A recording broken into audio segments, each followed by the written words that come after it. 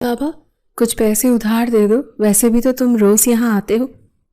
میرے پاس آج پیسے نہیں، گھر بھول گئی۔ کالج کے گیٹ سے نکلتی المایا نے حسب معمول باہر بیٹھے اس عجیب فقیر کو دیکھتے ہوئے بڑی بے تکلفی سے کہا۔ اس کے لہجے میں مانگنے والی عاجزی نہیں بلکہ ایک عجیب سا حکم اور لاپرواہی تھی۔ ملگجے کپڑوں میں بڑھتی ہوئی شیو اور سر پر ایک پرانا سا رومال باندھے فارس نے ایک پل کو سر اٹھا کر اس لڑکی کو دیکھا۔ اس کی آنکھوں میں شدید ناگواری اور غصہ امڑ آیا۔ یہ لڑکی پچھلے ایک ہفتے سے اس کے اعصاب پر سوار تھی۔ فارس کوئی عام فقیر نہیں تھا، وہ ISI کا ایک ٹاپ کلاس انٹیلیجنس آفیسر تھا جو ایک انتہائی حساس اور خفیہ مشن پر تھا۔ اس کے سینئرز نے اسے ایک ایسے خطرناک گروہ کا سراغ لگانے بھیجا تھا جو شہر کے سب سے بڑے گرلز کالج میں طالبات کو نشہ اور سگریٹ سپلائی کرتا تھا۔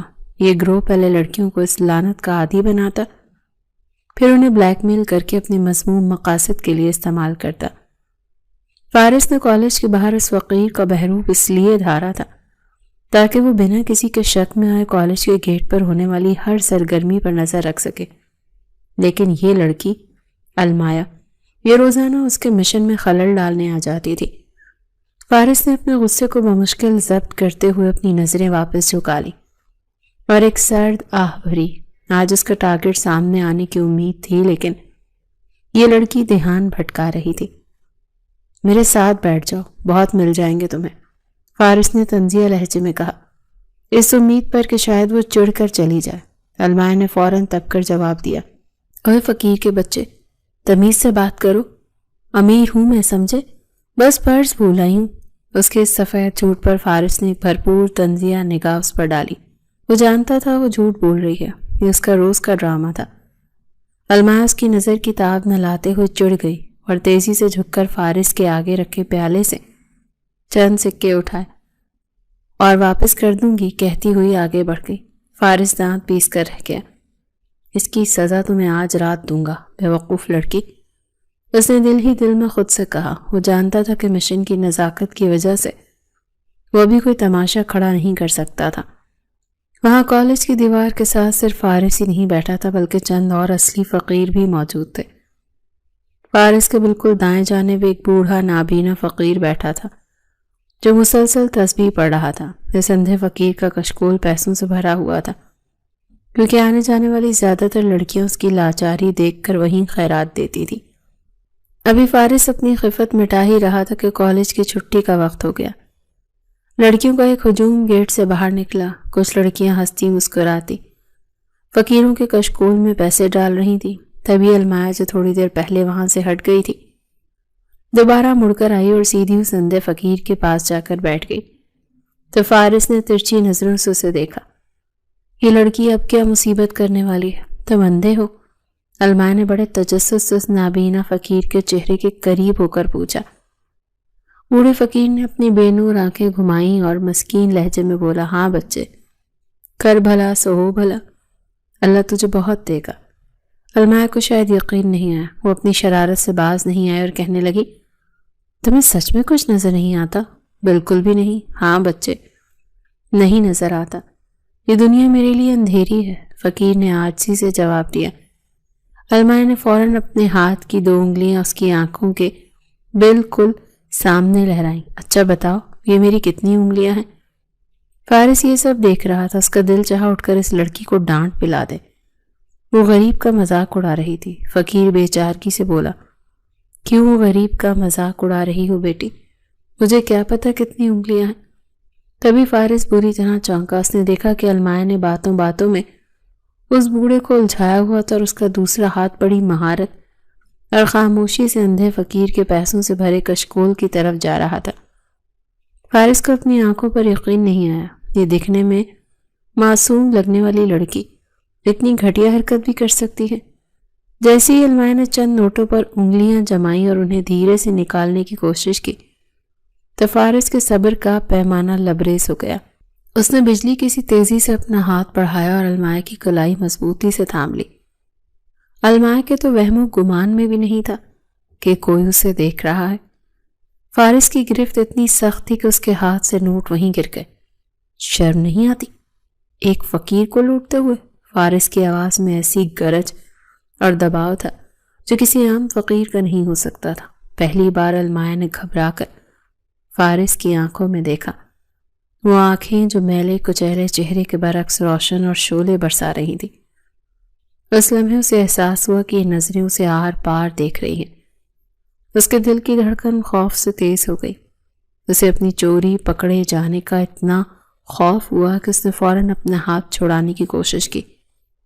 چھوڑو مجھے، اس کی آواز کانپ گئی۔ فارس نے اس کی کلائی جھٹک دی۔ المایا نے ایک لمحہ ضائع کیے بغیر وہیں زمین پر گرے پیسے چھوڑے اور بدحواسی کے عالم میں وہاں سے بھاگ کھڑی ہوئی۔ فارس نے اسے بھاگتے ہوئے دیکھتا رہا۔ اس کے ذہن میں غصے کے ساتھ ساتھ حیرت بھی تھی کہ اتنے اچھے حلیے اور امیر گھرانے کی لگنے والی لڑکی ایسی حرکت کیوں کر رہی تھی؟ یا تو یہ انتہائی ضرورت مند ہے یا ذہنی طور پر بیمار۔ فارس نے سوچا۔ اس نے اندھے فقیر کے پیسے اٹھا کر واپس اس کے کشکول میں ڈالے، مگر ابھی فارس کا مشن باقی تھا۔ اسے خبر ملی تھی کہ کالج کے اندر سیکیورٹی سخت ہونے کی وجہ سے اب نشہ ور سگریٹس کالج کے اندر نہیں بلکہ باہر موجود کسی کھوکھے یا دکان سے سپلائی کی جا رہی ہیں، اور وہ بھی انتہائی خفیہ طریقے سے۔ یہ فارس کے کریئر کا کوئی پہلا کیس نہیں تھا۔ وہ اس سے پہلے کئی بڑے آپریشنز وقت سے پہلے مکمل کر چکا تھا، اور اسے لگ رہا تھا کہ یہ کیس اس کے بائیں ہاتھ کا کھیل ثابت ہوگا، لیکن اسے اندازہ نہیں تھا کہ المایا جیسی لڑکیاں اس کیس کو کتنا پیچیدہ بنا سکتی ہیں۔ فارس نے اپنا کشکول درست کیا اور دوبارہ گیٹ پر نظریں جما لی۔ آج کا دن تو اس لڑکی کی نظر ہو گیا تھا، لیکن فارس جانتا تھا کہ کھیل ابھی شروع ہوا ہے۔ فارس کے پاس اب وقت بہت کم رہ گیا تھا۔ اس نے ہینڈلرز کی طرف سے اسے دیا گیا الٹیمیٹم صاف تھا، بس 1 مہینہ، اسے 30 دن کے اندر اندر اس گروہ کے مرکزی سرغنہ تک پہنچنا تھا جو شہر کے اس نامور گرلز کالج کی جڑوں کو کھوکھلا کر رہا تھا۔ صورتحال انتہائی سنگین ہو چکی تھی کیونکہ کالج کے ڈسپنسری اور کاؤنسلنگ سینٹر میں ایسی لڑکیوں کی تعداد بڑھنے لگی تھی جو نشے کی لت میں مبتلا ہو کر ذہنی صحت کھو رہی تھی۔ فارس کو انٹیلیجنس ذرائع سے یہ پکی خبر ملی تھی کہ کالج انتظامیہ کی جانب سے اندرونی سیکیورٹی کو انتہائی سخت کر دیا گیا ہے۔ CCTV کیمروں اور چیکنگ کی وجہ سے اب کالج کے اندر ڈرگز لانا ناممکن ہو چکا ہے۔ اس کا سیدھا مطلب یہ تھا کہ سپلائی لائن باہر سے جڑی ہوئی ہے۔ شک کی سوئی کالج کے گیٹ کے آس پاس موجود عارضی دکانوں اور کھوکھوں کے گرد گھوم رہی تھی، جہاں سے طالبات اشیاء خوردونوش خریدتی تھی، مگر یہ کام اتنے خفیہ اور منظم طریقے سے ہو رہا تھا کہ بظاہر سب کچھ نارمل لگتا۔ یہ فارس کے کریئر کا کوئی پہلا مشن نہیں تھا۔ اس سے قبل وہ کئی پیچیدہ اور خطرناک نیٹ ورکس کو وقت سے پہلے بے نقاب کر چکا تھا۔ اپنی ماضی کی کامیابیوں کو دیکھتے ہوئے اسے یہی لگ رہا تھا کہ یہ کیس اس کے بائیں ہاتھ کا کھیل ثابت ہوگا۔ وہ سمجھ رہا تھا کہ چند دن کی ریکی کے بعد وہ مجرم کو رنگے ہاتھوں پکڑ لے گا، مگر اسے اندازہ نہیں تھا کہ تقدیر نے اس کے راستے میں المایا نامی رکاوٹ کھڑی کر رکھی ہے۔ اگلی صبح دسمبر کی یک بستہ ہوائیں چل رہی تھی۔ دھند نے ہر چیز کو اپنی لپیٹ میں لے رکھا تھا۔ فارس اپنی پرانی جگہ پر وہی فقیرانہ حلیہ بنائے کمبل میں لپٹا بیٹھا تھا۔ وہ آنے جانے والے پر گہری نظر رکھے ہوئے تھا کہ تبھی المایا وہاں سے نمودار ہوئی۔ المایا کا موڈ آج صبح ہی سے بے حد خراب تھا۔ وہ پیر پٹکتے ہوئے کالج کے گیٹ کی طرف آ رہی تھی اور سردی سے ٹھٹھرتے ہوئے مسلسل بڑبڑائے جا رہی تھی۔ کیا مصیبت ہے یار، گھر والے خود تو گرم بستروں میں مزے سے سو رہے ہوتے ہیں اور ہمیں اس دسمبر کی کڑاکے دار سردی میں مرنے کے لیے کالج بھیج دیتے ہیں۔ وہ اپنی شال کو مزید کس کے لپیٹتے ہوئے خود کلامی کر رہی تھی۔ یا اللہ، کوئی معجزہ کرتے، میری شادی کروا دے تاکہ اس منحوس کالج اور پڑھائی سے میری جان چھوٹے۔ قسم سے برتن دھو لوں گی مگر یہ صبح صبح کالج آنا عذاب لگتا ہے۔ فارس نے اسے آتے دیکھا تو اپنی جگہ سیدھا ہو گیا۔ وہ جانتا تھا یہ لڑکی اسے نظر انداز نہیں کرے گی۔ اس نے عادت کے مطابق اپنی صدا لگائی، اللہ کے نام پر دیتی جاؤ بیٹی، اللہ من کی مراد پوری کرے، اللہ جوڑی سلامت رکھے۔ المایا جو غصے میں تیز قدم اٹھا رہی تھی، فارس کی آواز سن کر جھٹکے سے رک گئی۔ اس نے ایک نظر اس فقیر کو دیکھا اور پھر بیزاری سے اپنے بیگ کی زپ کھولی۔ کافی دیر ٹٹولنے کے بعد اس نے ایک 5 روپے کا سکہ نکالا۔ اس نے بڑے احسان بھرے انداز میں وہ 5 کا سکہ فارس کے خالی کشکول میں پھینکا۔ اور تنبیہی انداز میں انگلی اٹھا کر بولی، اور فقیر کے بچے، یہ لے اور سچے دل سے دعا کرو کہ میری شادی جلدی ہو جائے، بہت تنگ آ گئی ہوں میں اس روز روز کی ذلالت سے۔ فارس نے کشکول میں پڑے اکیلے 5 کے سکے کو دیکھا اور پھر نظر اٹھا کر المائے کے سنجیدہ چہرے کو دیکھا۔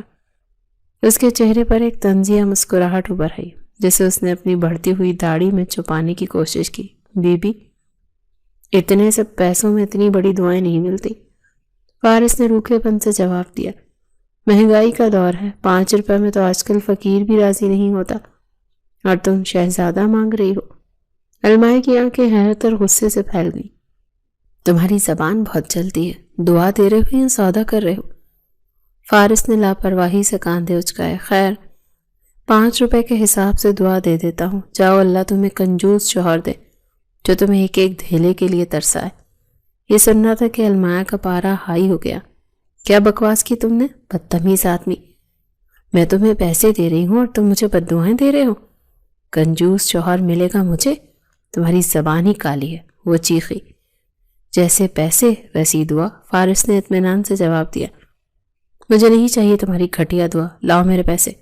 المائے نے جھک کر فارس کے کشکول میں ہاتھ ڈالا اور اپنا 5 کا سکہ واپس نکال لیا۔ تم جیسے ناشکر فقیر کو تو ایک پھوٹی کوڑی بھی نہیں ملنی چاہیے، بھوکے مرو گے تم۔ وہ غصے سے اسے گھورتی ہوئی سکہ مٹھی میں دبا کر تیزی سے کالج کے گیٹ کے اندر داخل ہو گئی۔ فارس نے اس کے جاتے ہوئے وجود کو دیکھا اور سر جھٹک دیا۔ عجیب پاگل لڑکی ہے، 5 روپے میں پوری تقدیر بدلوانا چاہتی تھی۔ اس چھوٹی سی جھڑپ نے فارس کا دھیان کچھ دیر کے لیے بٹا دیا تھا، مگر جلد ہی وہ دوبارہ سنجیدہ ہو گیا۔ اسے اندازہ نہیں تھا کہ یہ دن اس کے لیے مزید کیا لانے والا ہے، اس کا مشن کس طرح سے ایک نئے موڑ پر آنے والا ہے۔ رات کے گہرے سائے پھیل چکے تھے اور شہر کے سب سے مہنگے نائٹ کلب میں زندگی اپنے پورے شور و غل کے ساتھ رواں دواں تھی۔ موسیقی کی اونچی تال اور مدھم روشنیوں میں نوجوانوں کی بڑی تعداد رقص میں مگن تھی۔ فارس اس وقت فقیر کے لباس میں نہیں تھا، بلکہ اس نے ایک انتہائی خوش لباس اور ماڈرن نوجوان کا حلیہ اپنا رکھا تھا۔ وہ بار کے کاؤنٹر پر بیٹھا بظاہر اپنے مشروب سے لطف اندوز ہو رہا تھا، لیکن در حقیقت اس کی عقابی نظریں پورے ہال کا جائزہ لے رہی تھیں۔ اس کا مقصد صرف یہ جاننا تھا کہ اس کالج کی کون کون سی لڑکیاں اس دلدل تک پہنچ چکی ہیں۔ اسے زیادہ دیر انتظار نہیں کرنا پڑا۔ ہال کے وسط میں ڈانس فلور پر اسے اسی کالج کی 3 لڑکیاں نظر آئیں جنہیں وہ روز کالج آتے جاتے دیکھتا تھا۔ ان میں سے 2 لڑکیاں اپنے بوائے فرینڈز کے ساتھ رقص کر رہی تھیں، جبکہ تیسری لڑکی ان سے کچھ فاصلے پر ایک میز پر اکیلی بیٹھی سگریٹ پی رہی تھی۔ فارس نے فوراً اپنا ہدف مقرر کیا۔ وہ اپنی جگہ سے اٹھا اور انتہائی اعتماد کے ساتھ اس اکیلی لڑکی کی میز کی جانب بڑھا۔ کیا میں یہاں بیٹھ سکتا ہوں؟ فارس نے اپنی آواز میں بلا کی شائستگی پیدا کرتے ہوئے پوچھا۔ لڑکی نے سر اٹھا کر فارس کی پرکشش سراپے کو دیکھا اور مسکرا کر اس بات میں سر ہلا دیا۔ فارس نے بات چیت کا آغاز کیا۔ اس نے لڑکی کی خوبصورتی کی تعریف کی اور باتوں باتوں میں اسے اپنی طرف متوجہ کر لیا۔ تھوڑی ہی دیر میں وہ لڑکی فارس سے کافی مانوس ہو گئی تھی۔ کیا ہم ڈانس کر سکتے ہیں؟ فارس نے اپنا ہاتھ آگے بڑھایا تو لڑکی نے خوشی سے اس کا ہاتھ تھام لیا اور دونوں ڈانس فلور پر آ گئے۔ فارس منصوبے کے مطابق آگے بڑھ رہا تھا۔ اب وہ باتوں باتوں میں اس سے پوچھنے ہی والا تھا کہ وہ یہ خاص قسم کی سگریٹ کہاں سے خریدتی ہے کہ اچانک کسی نے زور سے فارس کو ٹکر ماری۔ یہ ٹکر اتنی شدید تھی کہ فارس کا توازن بگڑ گیا اور وہ سامنے کھڑی لڑکی سے الگ ہو گیا۔ اس سے پہلے کہ وہ سنبھلتا، ایک لڑکی لڑکھڑاتے ہوئے سیدھا اس کے اوپر آ گری۔ فارس نے بوکھلا کر اسے کاندھوں سے تھاما۔ اس کے چہرے پر پڑنے والی روشنی میں جب فارس نے اس لڑکی کو دیکھا تو اس کی آنکھیں حیرت سے پھیل گئیں۔ المایا، فارس کے منہ سے بے اختیار نکلا۔ یہ وہی سرپری لڑکی تھی جو صبح اس سے جھگڑ رہی تھی، لیکن اس وقت اس کی حالت انتہائی ابتر تھی۔ اس کی آنکھوں میں ویرانی تھی اور وہ پیروں پر کھڑی نہیں ہو پا رہی تھی۔ کمینہ، جھوٹا، مکار، المایا نے نشے میں دھت لہجے میں بڑبڑانا شروع کیا۔ مجھے جوس کہہ کر پتہ نہیں کیا پلا دیا، کڑوا تھا، بہت کڑوا، مجھے چکر آ رہے۔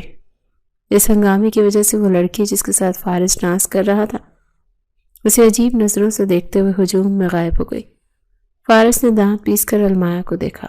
اس بیوقوف لڑکی نے اس کا بنا بنایا کھیل بگاڑ دیا اور ہاتھ آیا موقع ضائع کروا دیا تھا۔ مجھے گھر چھوڑ دو پلیز، مجھے میرے گھر جانا ہے، المائے نے فارس کا گریبان پکڑ کر جھولتے ہوئے کہا۔ وہ ہر گزرتے لمحے کے ساتھ ہوش کھو رہی تھی۔ فارس کو اس لڑکی پر شدید غصہ آ رہا تھا کہ وہ ایسی جگہ آئی ہی کیوں جہاں سے اپنی حفاظت کا بھی شعور نہیں تھا، لیکن وہ اسے اس حالت میں یہاں تنہا بھی نہیں چھوڑ سکتا تھا۔ اس کی غیرت اور فرض نے اسے مجبور کر دیا۔ چلو میرے ساتھ۔ فارس نے اس کا بازو اپنے کاندھے پہ رکھا اور اسے سہارا دے کر کلب سے باہر لے آیا۔ باہر ٹھنڈی ہوا کے جھونکے چل رہے تھے۔ فارس نے اسے اپنی گاڑی کی اگلی سیٹ پر بٹھایا اور سیٹ بیلٹ باندھی۔ المائے کا سر بار بار ڈھلک رہا تھا۔ فارس نے ڈرائیونگ سیٹ سنبھالی اور گاڑی سٹارٹ کرتے ہوئے پوچھا، گھر کا پتہ بتاؤ، کہاں جانا ہے؟ المائے نے بمشکل آنکھیں کھولی۔ وہ سامنے والی گلی سے دائیں مڑ جاؤ۔ فارس نے گاڑی سڑک پر ڈال دی۔ تھوڑی دور جا کر جب اس نے پوچھا تو المائے بولی، نہیں نہیں، دائیں نہیں بائیں مڑنا تھا، تم غلط آ گئے۔ فارس نے جھنجھلا کر گاڑی موڑ دی۔ دھیان سے بتاؤ المائے، مجھے پورا شہر نہیں گھومنا، وہ سامنے بڑا سا درخت ہے نا، وہاں میرا گھر ہے۔ المائے نے کھڑکی سے باہر اشارہ کیا۔ وہاں کوئی گھر نہیں ہے، وہ پارک ہے۔ فارس نے غصے سے اسٹیئرنگ وہیل پر ہاتھ مارا۔ اگلے آدھے گھنٹے تک المائے اسے پورے شہر میں یہاں سے وہاں گھماتی رہی۔ کبھی وہ اسے کسی مارکیٹ لے جاتی تو کبھی کسی بند گلی میں۔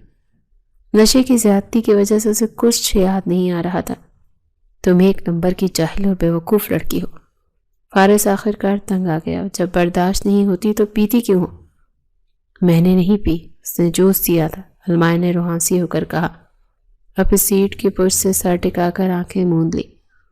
اب وہ مکمل طور پر ہوش کھو چکی تھی۔ فارس نے گاڑی سائڈ پر روک کر اسے دیکھا۔ وہ بے سدھ پڑی تھی۔ اب اس کے پاس کوئی چارہ نہیں تھا۔ وہ اسے سڑک پر نہیں پھینک سکتا تھا، نہ ہی اسے اس کا گھر مل رہا تھا۔ فارس نے گہرا سانس لیا اور گاڑی کا رخ اپنے فلیٹ کی طرف موڑ لیا۔ اسے اندازہ تھا کہ یہ فیصلہ اس کے لیے نئی مصیبت کھڑی کر سکتا ہے، لیکن انسانیت کے ناطے اس وقت یہی واحد حل تھا۔ اسے اپنے گھر لے جا رہا تھا، اس انجانے خوف سے بے خبر کہ صبح جب اس لڑکی کی آنکھ کھولے گی تو کیسا طوفان برپا ہوگا۔ صبح کی روشن کرنے کھڑکی کے پردوں سے چھن کر سیدھی المائے کے چہرے پر پڑی تو وہ ہڑبڑا کر اٹھ بیٹھی۔ اس کے سر میں شدید درد ہو رہا تھا، جیسے کسی نے ہتھوڑے برسا دیے ہوں۔ اس نے نیم و آنکھوں سے ادھر ادھر دیکھا تو اس کے پیروں تلے سے زمین ہی نکل گئی۔ اس کا کمرہ نہیں تھا۔ دیواروں کا رنگ، فرنیچر کا انداز اور کمرے کی اجنبی خوشبو، سب کچھ نیا اور نامانوس سا۔ خوف کی ایک سرد لہر اس کی ریڑھ کی ہڈی میں دوڑ گئی۔ اس نے فوراً اپنے آپ کو دیکھا۔ وہ کل والے پارٹی ڈریس میں ہی تھی۔ اس کا دوپٹہ ایک کرسی پر رکھا ہوا تھا، جوتے بیڈ کے پاس پڑے تھے۔ یا اللہ، کہ میں کہاں ہوں، میرے ساتھ کیا ہوا ہے؟ المائے کا دل زور زور سے دھڑکنے لگا۔ کل رات کی دھندلی یادیں اس کے ذہن میں ابھرنے لگی۔ کلب کی روشنیاں، کڑوا جوس، چکر اور پھر اندھیرا۔ وہ جھٹکے سے بیڈ سے اتری اور ننگے پاؤں دروازے کی طرف بھاگی۔ اس نے کانپتے ہاتھوں سے دروازہ کھولا اور باہر لاؤنج میں نکل آئی۔ سامنے کا منظر دیکھ کر وہ ٹھٹک گئی۔ ڈائننگ ٹیبل پر ایک نوجوان انتہائی اطمینان سے ناشتہ کر رہا تھا۔ اس نے گرے رنگ کا ٹی شرٹ اور ٹراؤزر پہن رکھا تھا اور اس کے سامنے اخبار کھلا تھا، اور وہ کافی کا مگ ہاتھ میں لیے بڑے سکون سے خبریں پڑھ رہا تھا۔ یہ فارس تھا اپنے اصل روپ میں۔ وہ کسی ماڈل سے کم نہیں لگ رہا تھا، اور اس وقت وہ فقیر کے حلیے سے کوسوں دور تھا۔ المائے کو اس اجنبی شخص کو دیکھ کر جہاں حیرت ہوئی وہیں شدید غصہ آیا۔ وہ پوری قوت سے چیخی، کون ہو تم؟ اور میں یہاں تمہارے گھر میں کیا کر رہی ہوں؟ فارس نے اخبار سے نظریں ہٹا کر بڑے تحمل سے اسے دیکھا۔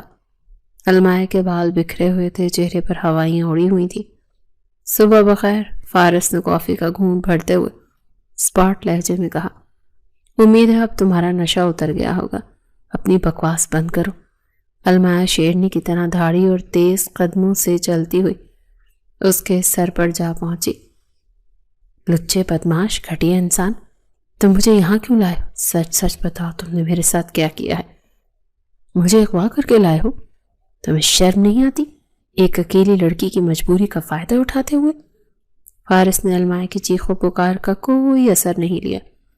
سکون سے اس نے ٹوسٹ پر مکھن لگایا اور اسے پلیٹ میں رکھتے ہوئے بولا، بی بی ذرا سانس لے لو، اگر میں تمہیں اغوا کرنا چاہتا تو تمہیں بیڈ پر سلا کر خود یہاں ناشتہ نہ کر رہا ہوتا۔ مجھے تمہاری صفائیاں نہیں سننی۔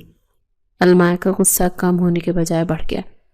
میں جانتی ہوں تم جیسے لوگوں کو، شکل سے شریف بنتے اور اندر سے بھیڑی، جب بھی اور اسی وقت جانے تو ورنہ انجام بہت برا ہوگا۔ فارس نے ایک اور نوالا منہ میں رکھا اور لاپرواہی سے کاندھے اچکائے۔ دروازہ کھلا، شوق سے جا سکتی ہو، لیکن جس حالت میں تم کل رات تھی، اگر میں تمہیں سڑک پر چھوڑ دیتا تو اب تک تو تم ہسپتال یا تھانے میں ہوتی۔ المائے نے میز پر رکھا گلاس غصے سے زمین پر دے مارا۔ شیشہ ٹوٹنے کی آواز گونجی، مگر فارس کے چہرے کے تاثرات نہیں بدلے۔ تم مجھے احسان مت جتاؤ، میں تمہیں چھوڑوں گی نہیں۔ جانتے ہو میرا بھائی کون ہے؟ المائے نے انگلی اٹھا کر اسے دھمکی دی۔ میرا بھائی پولیس میں انسپیکٹر ہے اور بہت سخت آفیسر ہے۔ اگر اسے پتہ چل گیا نا کہ تم اس کی بہن کو رات بھر اپنے گھر میں قید رکھا ہے تو وہ تمہاری کھال ادھیڑ دے گا۔ جیل کی ہوا کھلاتے اسے ایک منٹ نہیں لگے گا۔ فارس نے ایک ہلکی سی مسکراہٹ کے ساتھ اسے دیکھا۔ وہ جانتا تھا کہ اس کا بھائی کون ہے۔ فارس کے پاس اس کے پورے خاندان کا ڈیٹا موجود تھا۔ اچھا، بہت ڈر گیا میں تو، فارس نے طنزی انداز میں کہا۔ پہلے اپنے پولیس والے بھائی کو یہ تو بتا دینا کہ ان کی بہن رات بھر نائٹ کلب میں شراب کے نشے میں دھت کیا کر رہی تھی۔ یقین مانو وہ مجھ سے پہلے تمہاری کلاس لیں گے۔ یہ بات المائے کے لیے تیر کی طرح لگی۔ وہ ایک دم سے چپ ہو گئی۔ اس کے پاس اس بات کا کوئی جواب نہیں تھا۔ بیٹھ جاؤ اور ناشتہ کر لو، فارس نے سامنے والی کرسی کی طرف اشارہ کیا۔ میں کوئی اغوا کار نہیں ہوں اور نہ ہی مجھے تم میں کوئی دلچسپی ہے۔ کل رات تم اپنا گھر بھول چکی تھی اور سڑک پر تماشا بنا رہی تھی، اسی لیے مجبوری میں تمہیں یہاں لانا پڑا۔ المائے ابھی بھی اسے شک کی نگاہوں سے دیکھ رہی تھی، مگر اس کے لہجے کی سچائی اور بے نیازی نے اسے کچھ حد تک ٹھنڈا کر دیا تھا۔ مجھے بھوک نہیں، مجھے بس اپنے گھر جانا ہے، اس نے قدرے دھیمی آواز میں کہا۔ ٹھیک ہے، فارس نے ٹیشو سے ہاتھ صاف کیے اور کرسی سے کھڑا ہو گیا۔ چلو میں تمہیں ڈراپ کر دیتا ہوں، ویسے بھی مجھے تم جیسی سر درد کو زیادہ دیر برداشت کرنے کا شوق نہیں۔ المائے نے اسے نفرت سے گھورا، لیکن اس وقت اس کے پاس اس اجنبی کے ساتھ جانے کے سوا اور کوئی چارہ نہیں تھا۔ وہ خاموشی سے اس کے پیچھے چل پڑی، دل میں یہ تہیہ کیے ہوئے کہ گھر پہنچتے ہی وہ اپنے بھائی کو سب کچھ بتا دے گی، سوائے کلب والی بات کے۔ فارس نے گاڑی گیراج سے نکالی اور المائے کو فرنٹ سیٹ پر بیٹھنے کا اشارہ کیا تو المائے خاموشی سے بیٹھ گئی، مگر اس کے چہرے پر ابھی بھی خفگی اور شرمندگی کے ملے جلے تاثرات تھے۔ گاڑی سڑک پر رواں دواں تھی اور دونوں کے درمیان ایک بھاری خاموشی چھائی ہوئی تھی۔ اب تو صحیح راستہ بتا دو محترمہ، مجھے دوبارہ پورا شہر گھومنے کا کوئی شوق نہیں، فارس نے ڈرائیونگ کرتے ہوئے اسپاٹ لہجے میں کہا تو المائے نے کھڑکی سے باہر دیکھتے ہوئے دھیمی آواز میں جواب دیا، مین روڈ سے گلبرگ کی طرف مڑ جانا، وہیں تیسری گلی میں میرا گھر ہے۔ فارس نے بنا کوئی جواب دیے گاڑی کی رفتار بڑھا دی۔ پورے راستے المائے اپنی انگلیوں سے کھیلتی رہی۔ اس کے دل میں دھڑکا لگا ہوا تھا کہ گھر پہنچ کر کیا ہوگا۔ رات بھر گھر سے غائب رہنے پر قیامت تو آنی ہی تھی۔ جیسے ہی فارس کی گاڑی المائے کی بتائی ہوئی گلی میں داخل ہوئی، اس کے گھر کے گیٹ کے سامنے رکی تو المائے کا رنگ فک ہو گیا۔ گیٹ کے باہر ہی ایک پولیس موبائل کھڑی تھی اور اس کا بھائی شہریار، جو پولیس انسپیکٹر تھا، بے چینی سے ٹہل رہا تھا۔ اس کے چہرے پر پریشانی اور شدید غصہ صاف دکھائی دے رہا تھا۔ یا اللہ، شہریار بھائی گھر پر ہے، آج تو میں مری، المائے کے منہ سے بے اختیار نکلا۔ شہریار کی نظریں جیسے اس اجنبی گاڑی پر پڑی جس میں اس کی بہن بیٹھی تھی۔ وہ فوراً چوکنا ہو گیا۔ وہ تیزی سے گاڑی کی طرف لپکا تو المائے نے ڈرتے ڈرتے گاڑی کا دروازہ کھولا اور نیچے اتری۔ اس سے پہلے کہ وہ کچھ بولتی، شہریار اس پر برس پڑا۔ کہاں تھی تم ساری رات المائے؟ تمہیں اندازہ بھی ہے کہ ہم لوگ کس قدر پریشان تھے؟ امی کا رو رو کر برا حال ہے اور تمہارا فون بھی بن جا رہا تھا۔ اور یہ کون ہے جس کے ساتھ تم آ رہی ہو؟ شہریار کی آواز پوری گلی میں گونجی۔ اس نے غصے سے فارس کی طرف دیکھا جو ابھی تک گاڑی میں بیٹھا تھا۔ شہریار آگے بڑھا اور فارس کی سائیڈ کا دروازہ کھٹکھٹایا۔ باہر نکلو۔ فارس نے اطمینان سے گاڑی بند کی اور باہر نکل آیا۔ اس کے چہرے پر ذرا سا بھی خوف یا گھبراہٹ نہیں تھی۔ اس کا پورا اعتماد انداز دیکھ کر شہریار ایک لمحے کو ٹھٹکا، مگر پھر پولیس والا روب طاری کرتے ہوئے بولا، کون ہو تم؟ اور میری بہن تمہارے ساتھ کیا کر رہی تھی؟ اگر تم نے اس کے ساتھ کوئی بھی غلط حرکت کی ہے تو یاد رکھنا میں تمہیں چھوڑوں گا نہیں۔ وردی کا لحاظ کیے بنا تمہیں وہ سبق سکھاؤں گا کہ نسلیں یاد رکھیں گی۔ المایا سہم کر اپنے بھائی کے پیچھے چھپ گئی تو فارس نے شہریار کی دھمکی کو مکمل نظر انداز کرتے ہوئے اپنی جیب سے ایک نفیس سا وزٹنگ کارڈ نکالا اور نہایت ہی تمیز سے شہریار کی طرف بڑھا دیا۔ انسپکٹر شہریار، غصہ کرنے کے بجائے آپ کو تو شکریہ ادا کرنا چاہیے کہ آپ کی بہن اس وقت آپ کے سامنے صحیح سلامت ہے۔ فارس کی آواز میں بلا کی سنجیدگی تھی تو شہریار نے چپٹ کر کارڈ لیا اور اس پر لکھی تحریر پڑھی۔ کارڈ پر فارس کا نام اور ایک معروف بزنس کمپنی کے CEO کا عہدہ درج تھا۔ یہ فارس کی کور آئیڈینٹی تھی۔ میں کوئی اغوا کار یا لفنگا نہیں ہوں۔ فارس نے المایا پر ایک سرسری نگاہ ڈالی جو سر جھکائے کھڑی تھی۔ کل رات آپ کی بہن ایک ایسی جگہ پر تھی جہاں انہیں ہرگز نہیں ہونا چاہیے تھا۔ ان کی طبیعت انتہائی ناساز تھی اور ہوش و حواس میں نہ ہونے کی وجہ سے یہ اپنے گھر کا پتہ بتانے سے قاصر تھی۔ انسانیت کے ناطے میں انہیں محفوظ رکھنے کے لیے اپنے گھر لے گیا اور اب عزت سے ان کے گھر چھوڑنے آیا ہوں۔ شہریار نے کارڈ سے نظریں ہٹا کر فارس کو دیکھا۔ فارس کی شخصیت اور گفتگو سے شرافت اور خاندانی ہونے کا تاثر مل رہا تھا۔ شہریار کا غصہ کچھ کم ہوا لیکن شک اب بھی باقی تھا۔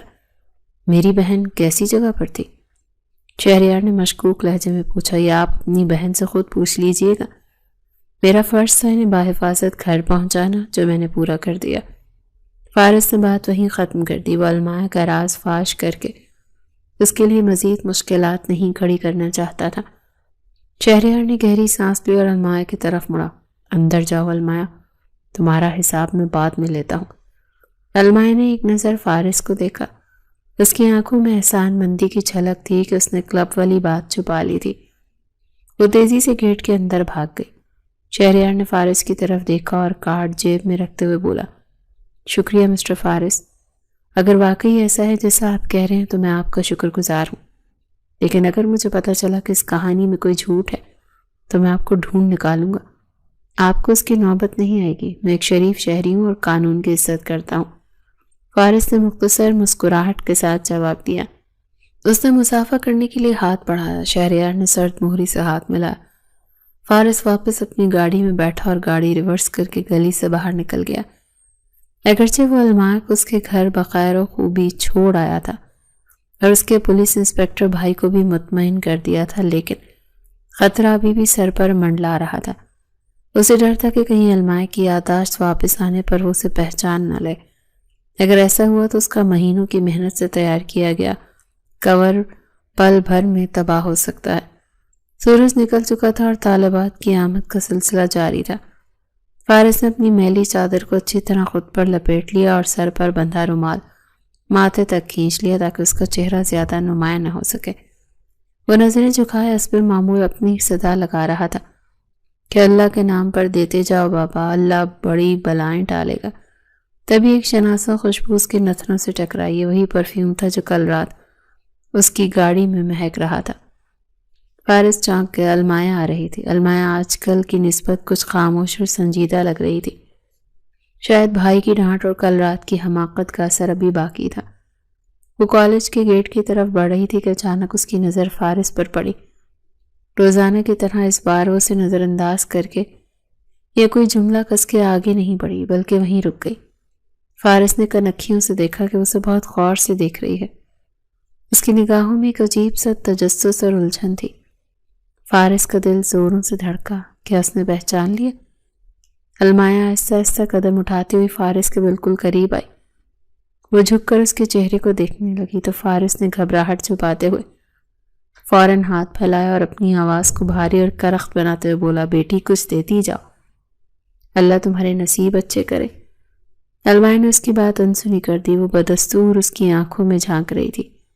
سنو، المایا نے اچانک کہا، تم ذرا اپنی یہ رومال تو ہٹاؤ۔ فارس کے اندر خطرے کی گھنٹیاں بجنے لگی۔ یہ لڑکی یقیناً اس کے لیے کوئی نئی مصیبت کھڑی کرنے والی تھی۔ کیا کہہ رہی ہو بیٹی؟ کیوں غریب کا مذاق اڑاتی ہو؟ فارس نے منہ دوسری طرف پھیرنے کی کوشش کی۔ میں نے کہا میری طرف دیکھو۔ فارس نے منہ دوسری طرف کر لیا۔ المائے نے قدرے سختی سے کہا تمہاری شکل کسی سے بہت ملتی جلتی لگ رہی ہے۔ فارس کا شک یقین میں بدلنے لگا۔ اس کمبخت لڑکی کا دماغ کچھ زیادہ ہی تیز چل رہا تھا۔ فارس نے خود پر قابو پاتے ہوئے معصومیت سے پوچھا کس سے ملتی ہے فقیر کی شکل؟ ہم غریبوں کی شکلیں تو بھوک اور مٹی نے بگاڑ دی ہوتی ہیں۔ تمہیں غلط فہمی ہوئی ہے؟ نہیں، مجھے کوئی غلط فہمی نہیں ہوئی۔ المائے نے سوچتے ہوئے اپنی ٹھوڑی پر انگلی رکھی۔ کل رات میں ایک لڑکے سے ملی تھی، بہت امیر اور اسٹائلش تھا، لیکن اس کی آنکھیں، اس کے ناک کا نقشہ بالکل تمہارے جیسا تھا۔ ایسا لگ رہا ہے جیسے میں نے تمہیں کہیں اور بھی دیکھا ہے۔ فارس کے ماتھے پر پسینے کے قطرے نمودار ہونے لگے، جو شکر ہے کہ مٹی کی تہوں کے نیچے چھپ گئے۔ اگر المائے نے یہاں شور مچا دیا کہ یہ فقیر وہی لڑکا ہے تو سارا کھیل ختم ہو جائے گا۔ اسے فوراً کوئی معقول بہانہ تراشنا تھا۔ بیٹی تم امیر لوگ ہو، فارس نے آہ بھری، ہم فقیر سارا دن شہر کی خاک چھانتے ہیں، کبھی اس چوک پر، کبھی اس بازار میں، کبھی کسی سگنل پر۔ تم نے مجھے شہر میں کہیں بھی بھیک مانگتے دیکھا ہوگا، اسی لیے تمہیں لگ رہا ہے کہ تم مجھے جانتی ہو۔ اس شہر میں تو ہزاروں فقیر ہیں، سب ایک جیسے ہی تو لگتے ہیں۔ المائے ابھی بھی مطمئن نہیں ہوئی تھی۔ نہیں یار، وہ لڑکا بھکاری نہیں تھا، وہ تو بہت ہینڈسم تھا اور گاڑی میں تھا، مگر تمہاری آواز اور انداز بھی اس سے کچھ مل رہا ہے۔ عجیب بات ہے، تو انسان اتنے ملتے جلتے کیسے ہو سکتے ہیں؟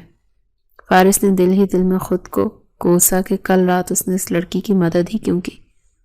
اللہ کی قدرت ہے بیٹی، دنیا میں 7 ہم شکل ہوتے ہیں، ہو سکتا ہے وہ میرا کوئی بچھڑا بھائی ہو جو امیر ہو گیا ہو اور میں یہاں سڑک پر رل رہا ہوں۔ فارس نے بات کا رخ بدلنے کی کوشش کی۔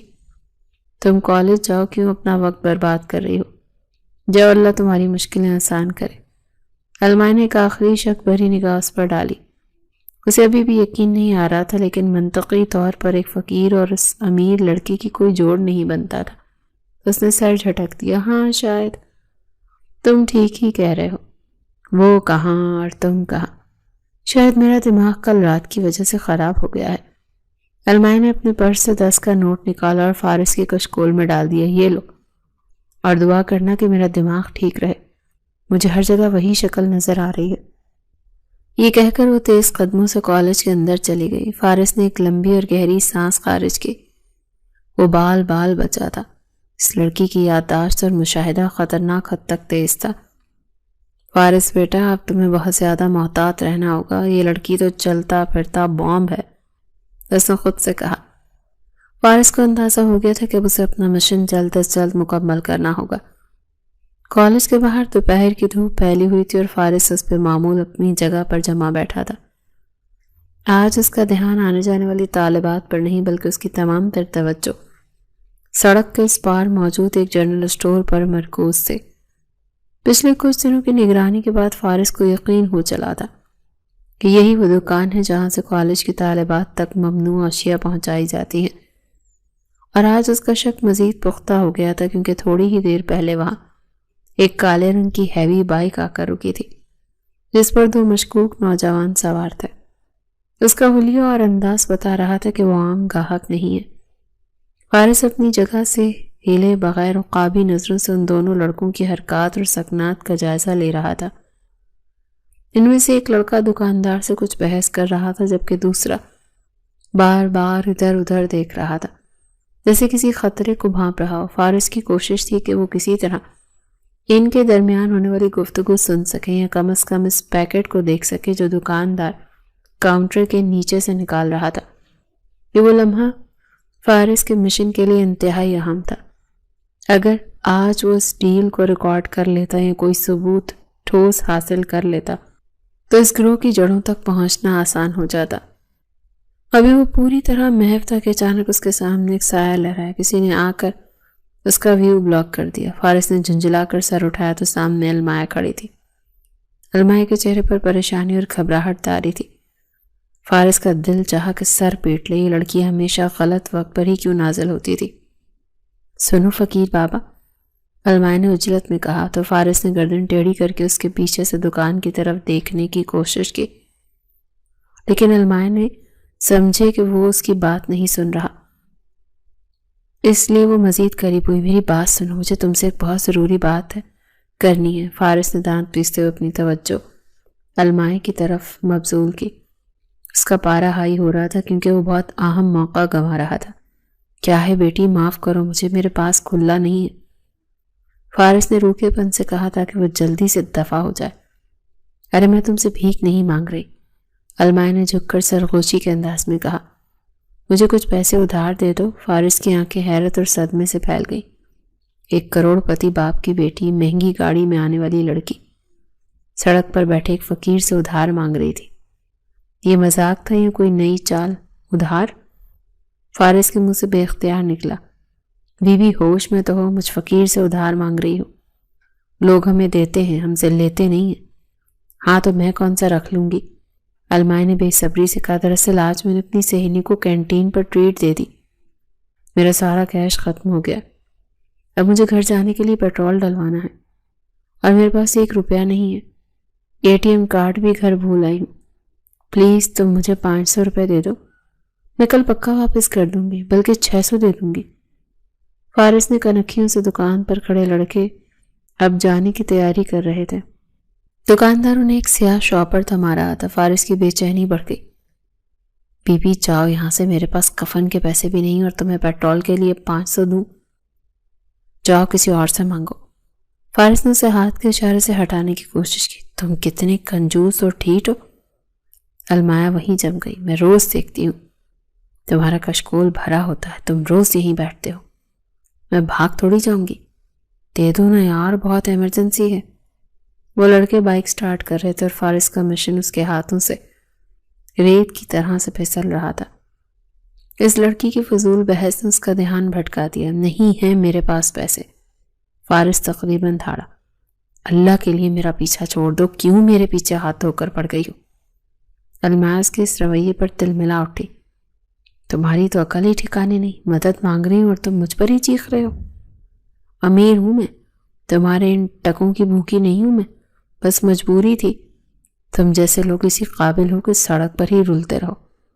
اسی دوران بائک سوار لڑکے تیزی سے دکان سے نکلے اور فراٹے بھرتے ہوئے فارس کی نظروں سے اوجھل ہو گئے۔ فارس نے بے بسی سے انہیں جاتے ہوئے دیکھا۔ وہ ان کی بائک کا نمبر نوٹ کر سکا اور نہ ہی یہ دیکھ سکا کہ پیکٹ کس کی جیب میں گیا۔ اس کا آج کا دن ضائع ہو گیا تھا۔ فارس نے خون خوار نظروں سے المائے کو دیکھا۔ اگر وہ لڑکی نہ ہوتی تو شاید فارس اس وقت اپنا بھیس بھول کر اس کا گلا دبا دیتا۔ اس لڑکی کی وجہ سے وہ اب تک اپنے کام میں ناکام ہو رہا تھا۔ خوش ہو اب؟ فارس نے سرد لہجے میں کہا۔ کر لیا اپنا تماشا، اب جاؤ یہاں سے ورنہ میں بھول جاؤں گا کہ میں فقیر ہوں اور تم ایک لڑکی۔ المائے اس کی آنکھوں میں موجود شدید غصہ دیکھ کر ایک لمحے کے لیے سہم گئی۔ اسے سمجھ نہیں آئی کہ ادھار نہ دینے پر یہ فقیر اتنا غضبناک کیوں ہو رہا تھا۔ پاگل انسان، المائے نے پیر پٹکا۔ رکھو اپنے پیسے اپنے پاس، میں کسی چوکیدار سے مانگ لوں گی، بدتمیز کہیں گے۔ وہ غصے سے بڑبڑاتی ہوئی وہاں سے چلی گئی۔ فارس نے مٹھیوں کو بھینچا اور گہرا سانس لے کر خود کو پرسکون کرنے کی کوشش کی۔ یہ لڑکی صرف سر درد نہیں تھی بلکہ اس کے مشن کے لیے ایک سنگین خطرہ بنتی جا رہی تھی۔ اسے جلد از جلد کچھ کرنا تھا اس سے پہلے کہ المایا کی یہ نادانیاں اسے کسی بڑی مصیبت میں پھنسا دیتی۔ فارس نے تہیہ کر لیا کہ اب وہ اس لڑکی کو اپنے راستے کا پتھر نہیں بننے دے گا۔ شام کے سائے گہرے ہو رہے تھے اور شہر کے ایک معروف فیملی پارک میں لوگوں کی چہل پہل عروج پر تھی۔ فارس آج فقیر کے بھیس میں نہیں تھا بلکہ اپنی اصلی حالت میں تھا۔ جینز اور سیاہ شرٹ پہنے، آنکھوں پر سیاہ چشمہ لگائے، وہ کسی مشکوک شخص کی نگرانی کے سلسلے میں یہاں موجود تھا۔ اس کا دھیان اپنے ٹارگٹ کو تلاش کرنے میں تھا کہ اچانک اس کی نظر ایک بینچ پر پڑی اور اس کے قدم وہیں رک گئے۔ وہاں المایا بیٹھی تھی اور اس کے ساتھ ایک لڑکا موجود تھا جو حلیے ہی سے کسی اچھے گھرانے کا نہیں لگ رہا تھا۔ لڑکے کے بال عجیب سے سٹائل میں کٹے ہوئے تھے اور اس نے کان میں بالی پہن رکھی تھی۔ وہ المایا کے بہت قریب ہو کر بیٹھنے کی کوشش کر رہا تھا۔ اور المایا شاید اسے نظر انداز کر رہی تھی یا پھر اپنی ہی کسی دھن میں تھی جو اس کی حرکات کو بھانپ نہیں رہی تھی۔ فارس کو اس لڑکے کے باڈی لینگویج ایک لمحے میں سمجھ آ گئی۔ وہ شکاری کی نظروں سے المایا کو دیکھ رہا تھا۔ فارس کو شدید کوفت ہوئی، یہ لڑکی واقعی بے وقوف ہے۔ اسے ذرا بھی اندازہ نہیں کہ یہ کس قسم کے لوگوں میں بیٹھتی ہے۔ فارس نے زیر لب بڑبڑایا۔ وہ اسے وہاں چھوڑ کر اپنے کام پر جا سکتا تھا، لیکن اس کا ضمیر گوارا نہیں کر رہا تھا کہ المایا کو ایک آوارہ گرد کے رحم و کرم پر چھوڑ دے۔ اسے یہ بھی اندازہ ہو چکا تھا کہ المایا ایک انتہائی جذباتی اور ناسمجھ لڑکی ہے جسے کوئی بھی بہت آسانی سے باتوں میں پھنسا سکتا ہے۔ فارس تیز قدم اٹھاتا وہ سیدھا اس بینچ کی طرف گیا۔ تمہیں شرم نہیں آتی؟ فارس کی بھاری اور روبدار آواز پر المایا اور وہ لڑکا دونوں چونک کر مڑے۔ المایا نے سر اٹھا کر فارس کو دیکھا تو وہ ساکت رہ گئی۔ یہ وہی شخص تھا جو اسے کلب والی رات ملا تھا اور اسے گھر چھوڑنے آیا تھا۔ اس کا وجیح چہرہ اور سنجیدہ آنکھیں اسے پہچاننے میں دیر نہیں لگی۔ وہ اسے غور سے دیکھنے لگی۔ اس کے ذہن میں پھر سے کالج کے باہر بیٹھنے والے فقیر کا خیال آیا جس کے نقوش اور اس شخص سے ہو بہو ملتے تھے۔ اس سے پہلے کہ المایا کچھ بولتی، ساتھ بیٹھا لڑکا اکڑ کر کھڑا ہو گیا۔ کون ہو تم بھائی، اور ہمارے بیچ میں کیوں ٹانگ اڑا رہے ہو؟ لڑکے نے سینہ تان کر فارس کو دھمکی آمیز انداز میں کہا۔ تو فارس نے اس لڑکے کو حقارت سے سر تا پیر دیکھا۔ اپنی اوقات میں رہو اور یہاں سے دفع ہو جاؤ، دوبارہ اس لڑکی کے آس پاس نظر آئے نا تو ٹانگیں توڑ دوں گا۔ لڑکے نے غصے میں آ کر آستینیں چڑھائیں۔ او ہیلو، تم ہو کون جو مجھ پر حکم چلا رہے ہو؟ یہ لڑکی میری گرل فرینڈ ہے، تم اپنا کام کرو۔ المایا کو اس کی گرل فرینڈ والے لفظ پر شدید غصہ آیا، لیکن اس سے پہلے کہ وہ کچھ کہتی اس نے اپنا سارا غصہ فارس پر اتار دیا۔ تمہیں کس نے کہا میری حفاظت کرنے کو؟ المایا کھڑی ہو گئی اور فارس کے سامنے آ کر تپ کر بولی، تم کون ہوتے ہو میرے باپ بننے والے؟ پہلے بھی تم نے مجھ پر احسان جتایا تھا اور اب پھر میرے معاملات میں مداخلت کر رہے ہو؟ جاؤ یہاں سے، مجھے تمہاری کوئی ضرورت نہیں ہے۔ فارس نے ٹھنڈی نگاہوں سے المایا کو دیکھا۔ تمہاری حفاظت کا شوق نہیں، مجھے بس انسانیت کے ناطے کہہ رہا ہوں، یہ لڑکا ٹھیک نہیں ہے۔ تم مجھے سکھاؤ گے کہ کون ٹھیک ہے اور کون غلط؟ المایا چلائی۔ اسی دوران اس لڑکے آوارہ نے موقع غنیمت جانا اور فارس کو پیچھے دھکا دینے کی کوشش کی تاکہ وہ المایا کے سامنے اپنی بہادری کی دھاک بٹھا سکے، مگر وہ یہ نہیں جانتا تھا کہ وہ کس سے الجھ رہا ہے۔ فارس تو جیسے تیار کھڑا تھا۔ جیسے ہی لڑکے نے ہاتھ بڑھایا، فارس نے بجلی کسی تیزی سے مڑ کر اس کا ہاتھ پکڑا اور اسے ایسا مروڑا کہ لڑکے کی چیخ نکل گئی۔ فارس نے اسے گریبان سے پکڑ کر ایک زوردار مکہ اس کے منہ پر رسید کیا۔ لڑکا لڑکھڑا کر زمین پر گر پڑا۔ میں نے کہا تھا نا کہ دفع ہو جاؤ یہاں سے۔ فارس کی آواز میں ایسی گرج تھی کہ آس پاس کے لوگ بھی متوجہ ہو گئے۔ لڑکا زمین پر پڑا درد سے بلبلا رہا تھا۔ اس کے ہونٹ سے خون نکل رہا تھا۔ اس نے جب دیکھا کہ معاملہ بگڑ گیا اور یہ شخص کوئی عام آدمی نہیں ہے تو وہ گھبرا کر اٹھا اور وہاں سے بھاگ نکلا۔ فارس نے اپنے کپڑے جھاڑے اور المایا کی طرف مڑا۔ المایا کا چہرہ خوف سے سفید ہو چکا تھا۔ اس نے اپنی زندگی میں ایسی لڑائی اتنا قریب سے نہیں دیکھی تھی۔ فارس کا وہ غضبناک روپ دیکھ کر اس کے ہاتھ پاؤں ٹھنڈے پڑ گئے۔ اسے لگا کہ اب یہ شخص اسے بھی مارے گا۔ دیکھ لیا اپنا ہیرو، بھاگ گیا دم دبا کر۔ فارس نے طنزیہ کہا تو المایا کی زبان گنگ ہو گئی۔ وہ گھبراہٹ میں اپنا بیگ اٹھا کر پیچھے ہٹی۔ اسے فارس کی آنکھوں میں موجود غصے سے ڈر لگ رہا تھا۔ تو تم بہت برے ہو، المایا نے کانپتی ہوئی آواز میں کہا اور وہاں سے تقریباً بھاگتی ہوئی پارک کے گیٹ کی طرف دوڑ لگا دی۔ فارس اسے جاتا ہوا دیکھتا رہا۔ اس کے ماتھے پر شکنیں گہری ہو گئی۔ یہ لڑکی ہر بار اسے ویلن سمجھتی تھی، جبکہ وہ ہر بار اسے بچانے کی کوشش کرتا تھا۔ اس لڑکی کو عقل کب آئے گی؟ فارس نے گہرا سانس لیا اور اپنی اینک درست کی۔ اسے افسوس تھا کہ اسے المایا کے سامنے اتنا پرتشدد رویہ اپنانا پڑا، لیکن اس لڑکے کو سبق سکھانا ضروری تھا۔ فارس جانتا تھا کہ وہ لڑکا واپس نہیں آئے گا، مگر اسے یہ فکر کھائے جا رہی تھی کہ المایا ایسے اور کتنے ہی غلط لوگوں پر بھروسہ کرتی پھرے گی۔ اگلی صبح کالج کے باہر کی فضا معمول کے مطابق ہنگامہ خیز تھی، مگر فارس کے ذہن میں کل شام پارک میں پیش آنے والا واقعہ گردش کر رہا تھا۔ وہ اپنی میلی کچیلی چادر اوڑھے، سر پر پٹی باندھے حسب معمول فٹ پاتھ پر بیٹھا تھا۔ اس کی نظریں کالج کے گیٹ پر تھیں، لیکن اس کا دھیان المائے کی طرف تھا۔ اسے فکر تھی کہ کل کی لڑائی کے بعد وہ کس حال میں ہوگی، کیونکہ وہ بری طرح ڈری ہوئی لگ رہی تھی۔ ابھی وہ انہی سوچوں میں گم تھا کہ ایک رکشہ گیٹ کے قریب آ کر رکا اور اس میں سے المائے اتری۔ اس کا چہرہ اترا ہوا تھا اور آنکھوں میں واضح خوف دکھائی دے رہا تھا۔ وہ ادھر ادھر دیکھتے ہوئے محتاط انداز میں گیٹ کی طرف بڑھی۔ فارس نے اسے دیکھتے ہی پہچان لیا۔ المائے کی نظر جیسے ہی فارس پر پڑی وہ فوراً رک گئی۔ اس بار وہ اس پر طنز کرنے اور ادھار مانگنے کے موڈ میں نہیں لگ رہی تھی، بلکہ ایسا لگ رہا تھا جیسے اسے کسی سہارے یا تسلی کی شدید ضرورت ہو۔ وہ تیز قدموں سے چلتی ہوئی فارس کے قریب آئی اور گھٹنوں کے بل بیٹھ گئی۔ سنو فقیر بابا، المائی کی آواز سرگوشی میں تھی، جیسے وہ کوئی بہت بڑا راز شیئر کرنے لگی ہو۔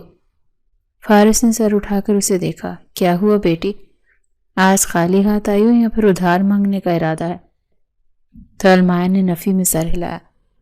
اس کے چہرے پر سنجیدگی تھی۔ نہیں، آج مجھے ادھار نہیں چاہیے، نہ ہی مذاق کا موڈ ہے۔ آج مجھے تم سے ایک بہت ضروری دعا کروانی ہے۔ کیسی دعا؟ فارس نے تجسس سے پوچھا تو المائے نے دائیں بائیں دیکھ کر تسلی کی کہ کوئی سن تو نہیں رہا۔ پھر فارس کے قریب ہو کر بولی، دعا کرو کہ وہ بدماش مر جائے جو میرے پیچھے پڑ گیا۔ فارس چونکا۔ کون سا بدماش؟ وہی لمبا چوڑا کالی شرٹ والا، المائے نے ہاتھوں سے اشارہ کرتے ہوئے بتایا۔ کل مجھے ایک پارک میں ملا تھا، اتنا خطرناک آدمی تھا، اس نے میرے سامنے ایک لڑکے کو جان سے مارنے کی کوشش کی۔ اس کی آنکھیں دیکھی تھی تم نے؟ اف خدایا، ایسا لگ رہا تھا جیسے مجھے کچا چبا جائے گا۔ مجھے پکا یقین ہے کہ وہ کوئی سیریل کلر ہے اور اب وہ مجھے ڈھونڈ رہا ہے۔ فارس کو شدید ہنسی کا دورہ ہی پڑنے والا تھا، جیسے اس نے بڑی مشکل سے روکا۔ یہ لڑکی اسی کے بارے میں بات کر رہی تھی اور اسی سے اس کے مرنے کی دعا کروا رہی تھی۔ بیٹی، ہو سکتا ہے اس نے تمہیں بچانے کے لیے اس لڑکے کو مارا ہو۔ فارس نے اپنی وکالت کرنے کی کوشش کی۔ ارے نہیں بابا، المائے نے فوراً رد کیا، تمہیں نہیں پتا، وہ غنڈہ ہے۔ اس نے مجھے دھمکی دی ہے کہ دوبارہ نظر مت آنا۔ اب مجھے ڈر ہے کہ وہ کالج کے باہر نہ آ جائے، اسی لیے تم سچے دل سے بد دعا کرو کہ وہ کسی ٹرک کے نیچے آ جائے یا اسے دل کا دورہ پڑ جائے۔ المائے نے اپنے پرس سے ایک نوٹ نکالا اور فارس کے سامنے لہرایا۔ یہ دیکھو، جس دن وہ مر گیا اور مجھے خبر ملی، میں تمہیں پورے 100 روپے دوں گی، پکا وعدہ۔ فارس نے 100 روپے کے نوٹ کو دیکھا اور پھر المائے کی معصوم اور خوفزدہ چہرے کو۔ اس کے دل میں پہلی بار اس لڑکی کے لیے نرمی پیدا ہوئی۔ وہ جانتا تھا وہ بیوقوف ہے، باتوں کی کچی ہے اور حالات کو سمجھنے کی صلاحیت نہیں رکھتی، لیکن اس کی یہ سادگی فارس کو اب زہر نہیں لگ رہی تھی۔ پہلے وہ اس کی حرکتوں پر دانت پیسا کرتا تھا، اسے ایک بگڑی ہوئی امیر ذاتی سمجھتا تھا، لیکن اب اسے اندازہ ہو رہا تھا کہ وہ اندر سے ایک ڈری ہوئی بچی ہے جو اپنی حفاظت کے لیے فقیروں کی دعاؤں کا سہارا لے رہی ہے۔